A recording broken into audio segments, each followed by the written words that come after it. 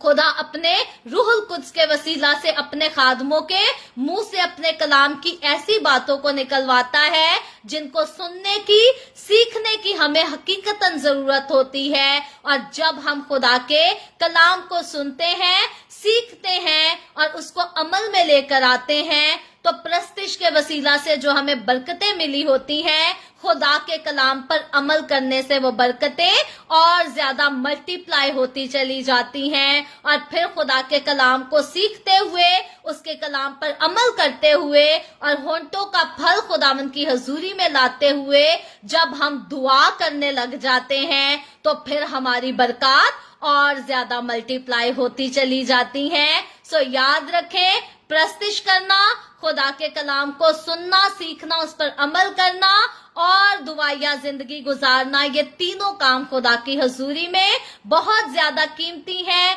ईमानदारों की जिंदगी में बहुत ज्यादा कीमती हैं। और अगर हम इन तीनों कामों में से एक भी काम मिस कर देते हैं तो हम आप अपनी बरकतों में कमी कर लेते हैं, क्योंकि जिस तरह से खुदा की हजूरी में चलने से बरकतें मल्टीप्लाई होती चली जाती हैं, इसी तरह जब हम कोई एक कमी अपनी जिंदगी में ले आते हैं, फिर दूसरी कमी आती है, फिर तीसरी कमी आती है, तो बरकतें जो है वो माइनस होना शुरू होती हैं और आखिरकार जीरो का अदद बच जाता है। आखिरकार हम खुदा की हजूरी से दूर हो जाते हैं, खुदा के रूह का मसा हमसे जुदा हो जाता है और हम जो हैं तन्हा रह जाते हैं। दुनिया तो हमें तन्हा छोड़ दे, कोई बात नहीं, खुदा कभी तन्हा ना छोड़े, क्योंकि जिसे खुदा छोड़ देता है, याद रखे, वो इस जहान में भी बर्बाद है और आने वाले जहान में भी बर्बाद है। इसलिए मुबारक हैं वो लोग जो दुनिया की परवाह नहीं करते